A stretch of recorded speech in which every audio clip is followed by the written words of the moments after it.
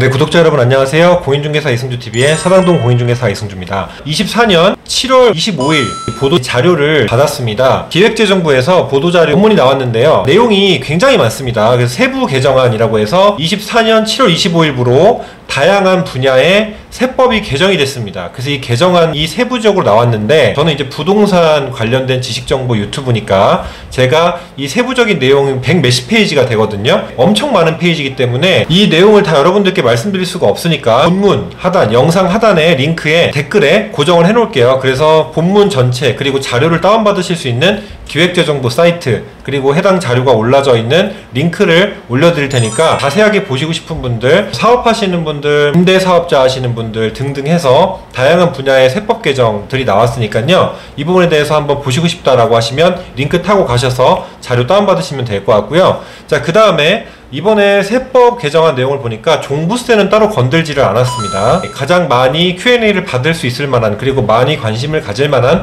내용들 몇 가지를 저희 협회 쪽에서 주신 것도 있고요. 종종 통화하는 세무사님이 보내주신 자료들도 있고, 그래서 공통분모를 추출해서 제가 이 부분들만 발췌해서 여러분들께 하나씩 보여드리도록 하겠습니다. 같이 자료 화면통에 만나보시겠습니다.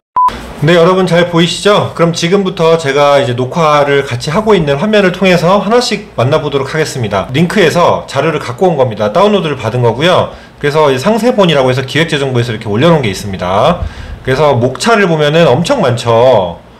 쭉 이렇게 해서 대목차, 소목차, 중목차 이렇게 있고요. 아까 제가 말씀드린 대로 100 몇십 페이지가 됩니다. 자, 먼저 가장 뜨거운 감자죠. 지금 상속 증여세 관련된 부분인데요. 과세표준을 조정해가지고 지금 개정안을 보시면은 최고 세율이 인하되고 하위 과세표준이 조정됐습니다. 그러니까 무슨 말이냐면 1억에서 1억 5천이 이제 과세표준이 됐던 분들에 대해서 세부적으로 쪼개져 있었는데요. 2억 원 이하는 10%로 해가지고 실질적으로 1억을 초과하는 분들, 2억 원 이하인 분들까지는 다 10%로 줄었죠. 그러니까 1억 원 초과했을 때는 20%였는데 1억에서 2억에 있는 구간의 분들은 10% 지금 절세 효과가 발생한 거고요. 이제 10억을 초과한 후에 이 세율이 이게 만땅이니까 이 뒤에 세율은 없는 거예요. 이전에는 보시면 30억 원 초과했을 때 50%가 추가로 있었죠.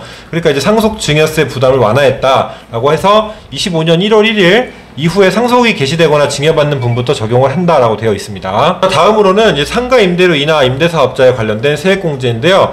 자, 개정안 우측을 보시면 됩니다. 적용기한을 연장하는 거, 그러니까 임대사업자의 임대료 인하액을 세액공제해주는 부분 하고, 적용기한은 이제 25년 12월 31일까지로 1년을 더 연장해줬다라는 부분에서 상가 임대차 하시는 분들은 이 부분 좀 보시면 좋을 것 같고요. 그 다음에 이 부분도 되게 뜨거운 감자 중에 하나입니다. 이제 상생 임대주택이라고 해서 투기 과열지구 일대에 매수한 분들이 이제 투기 과열지구가 해제되었더라도 2년을 실거주하지 않았다면은 그 당시 매수한 시점에 법률을 적용을 하기 때문에 2년 거주 의무가 붙는데요. 세를 준 분들한테 주거 안정을 꾀하기 위해서 연장을 하거나 신규 임차인을 받을 때 5% 이내로만 올려서 연장을 하게 되면 상생 임대인이라고 해서 특례를 줬습니다. 2년 거주 요건을 면제해주는 특례를 줬는데, 이 상생 임대인에 대해서 적용 기한을 또 연장을 해줘서 보통 올해 24년 12월 31일까지 체결했어야 되는데 26년 12월 31일까지, 그러니까 지금 올해 임대차 계약을 새로 2년을 맺으시는 분들은 기존에 세입자가 있다면 다음 세입자를 신규로 받든 기존 세입자를 연장을 하든지 간에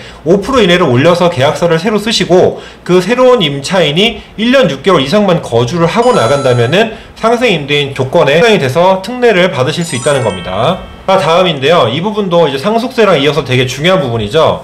자녀 공제 금액이 확대됐다라고 해가지고 개정안에 공제 규모가 확대라고 해서 기초 공제는 2억 원 그대로고요. 그 밖에 인적 공제에서 자녀 공제가 1인당 5천만 원이었죠. 근데 이제 5억 원까지도 늘었습니다. 와, 엄청나게 많이 늘었습니다. 그래서 중산층 다자녀 가구 세부담이 경감되고 25년 1월 1일부터 상속이 개시되는 분부터 적용한다라고 해서 나와 있고요. 나머지 부분 좌동이라고 되어 있는 거는 이제 왼쪽 부분과 동일하게 개정된 부분은 없다, 동일하게 간다라는 내용이니까 그렇게 알아두시면 좋을 것 같습니다. 그래서 여기서는 가장 큰 부분이 자녀 공제가 1인당 5천에서 5억까지로 상속세 부담이 정말 많이 줄었습니다.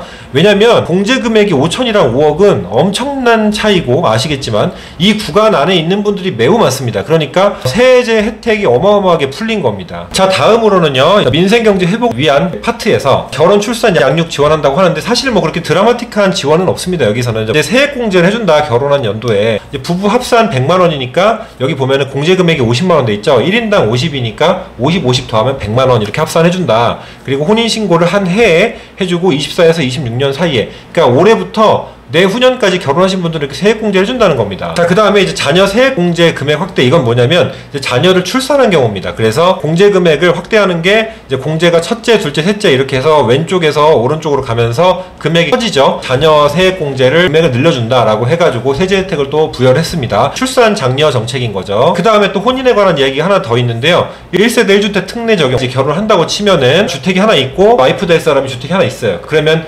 합가가 되면서 주택이 2주택이 되죠. 근데 기존에는 이 혼인을 했을 때 5년의 유예기간을 주고 이 안에 매도를 해야 2주택자로 과세를 하지 않는다라고 했었는데 이제 이 기간을 10년으로 늘려준 겁니다. 그래서 10년 안에만 팔면은 1주택자로 봐주겠다라고 하는 부분이 세제 혜택 중에 하나라고 볼 수가 있습니다. 그 다음에 이제 증여 범위 또 하나 좀 보여드리면은 개정안 보시면 증여재산공제가 적용되는 친족 범위 합리화라고 해가지고 좌동 부분은 크게 안 보셔도 되고 이 아래쪽 보시면 6촌 이내 혈족이었는데 이제 4촌 이내 혈족으로 바뀌고요. 4촌 이내 인척에서 3촌 이내 인척으로 1천만 원까지가 증여의 범위다 라고 해가지고 국세기본법상 친족범위와 일치하게끔 바꿨다라고 합니다. 저도 사실은 친인척관계, 혈족관계를 촌수를 정확하게 구분해서 설명하기가 조금 힘들지만 국세기본법이랑 일치시켰다라는 기준으로 보시면 될 것 같고요. 구독자 여러분, 영상 잘 보셨죠? 개정된 부분이 되게 많은데요. 그러니까 이제 세부 개정안이라고 해서 파일을 다운받을 수 있게끔 해놨죠.